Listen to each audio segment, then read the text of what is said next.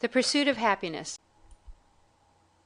Perhaps the most curious and interesting phrase ever put into a public document is the pursuit of happiness. It is declared to be an inalienable right. It cannot be sold, it cannot be given away. It is doubtful if it could be left by will. The right of every man to be 6 feet high, and of every woman to be 5 feet 4, was regarded as self-evident until women asserted their undoubted right to be 6 feet high also, when some confusion was introduced into the interpretation of this rhetorical fragment of the 18th century. But the inalienable right to the pursuit of happiness has never been questioned since it was proclaimed as a new gospel for the new world. The American people accepted it with enthusiasm, as if it had been the discovery of a gold prospector, and started out in the pursuit as if the devil were after them. If the proclamation had been that happiness is a common right of the race, alienable or otherwise, that all men are or may be happy, history and tradition might have interfered to raise a doubt whether even the new form of government could so change the ethical condition. But the right to make a pursuit of happiness, given in a fundamental Bill of Rights, had quite a different aspect. Men had been engaged in many pursuits, most of them disastrous, some of them highly commendable. A sect in Galilee had set up the pursuit of righteousness as the only or highest object of man's immortal powers. The rewards of it, however, were not always immediate. Here was a political sanction of a pursuit that everybody acknowledged to be of a good thing. Given a heart-aching longing in every human being for happiness, here was high warrant for going in pursuit of it. And the curious effect of this mot d'ordre was that the pursuit arrested the attention as the most essential, and the happiness was postponed, almost invariably, to some future season, when leisure or plethora, that is, relaxation or gorged desire, should induce that physical and moral glow which is commonly accepted as happiness. This glow of well-being is sometimes called contentment. But contentment was not in the program. If it came at all, it was only to come after strenuous pursuit, that being the inalienable right. People, to be sure, have different conceptions of happiness, but whatever they are, it is the custom, almost universal, to postpone the thing itself. This, of course, is especially true in our American system, where we have a chartered right to the thing itself. Other nations who have no such right may take it out in occasional driblets, odd moments that come, no doubt, to men and races who have no privilege of voting, or to such favored places such as New York City, whose government is always the same, however they vote. We are all authorized to pursue happiness, and we do as a general thing make a pursuit of it. Instead of simply being happy in the condition where we are, getting the sweets of life in human intercourse hour by hour, as the bees take honey from every flower that opens in the summer air, finding happiness in the well-filled and orderly mind, in the sane and enlightened spirit, in the self that has become what the self should be, we say that tomorrow, next year, in 10 or 20 or 30 years, when we have arrived at certain coveted possessions or situation, we will be happy.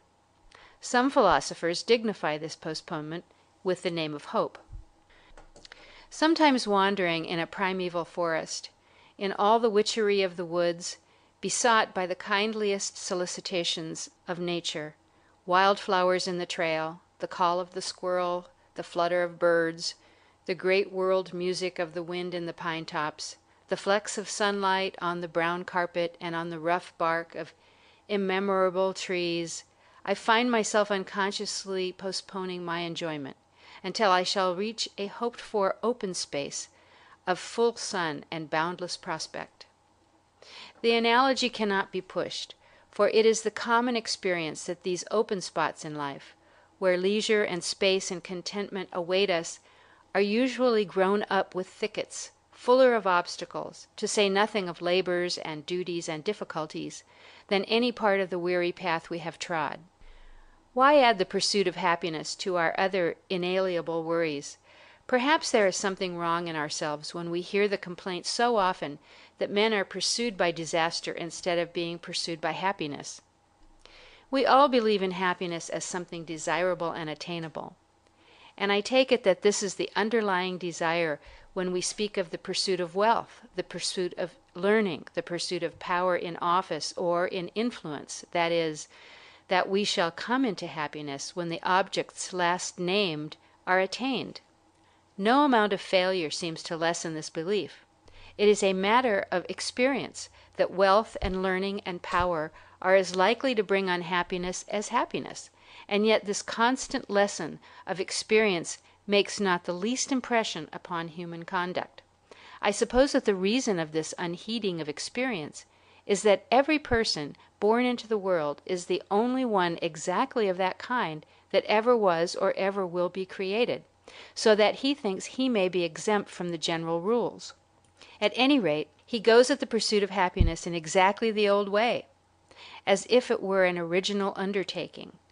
Perhaps the most melancholy spectacle offered to us in our short sojourn in this pilgrimage, where the roads are so dusty and the caravanserai so ill provided, is the credulity of this pursuit. Mind, I am not objecting to the pursuit of wealth, or of learning, or of power.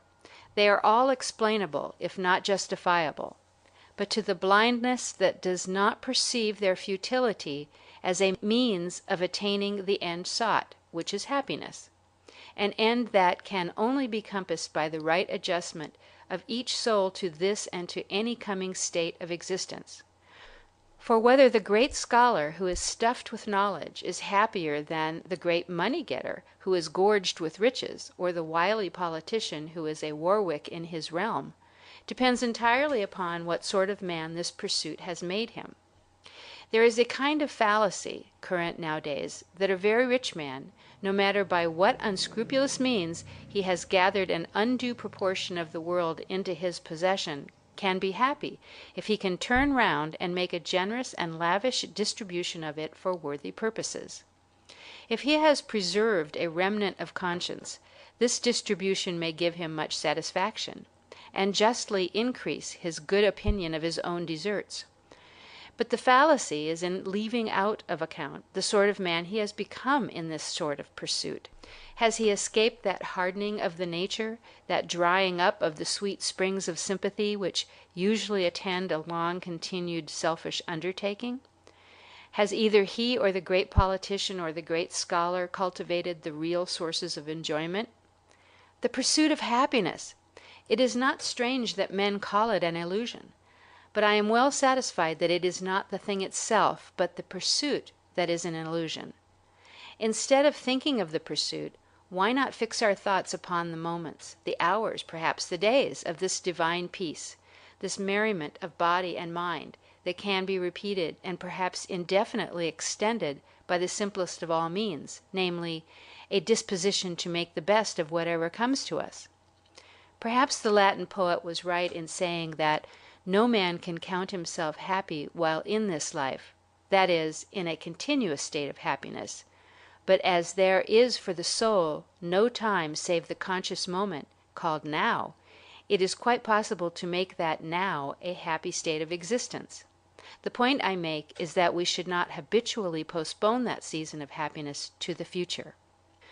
No one, I trust, wishes to cloud the dreams of youth, or to dispel by excess of light what are called the illusions of hope.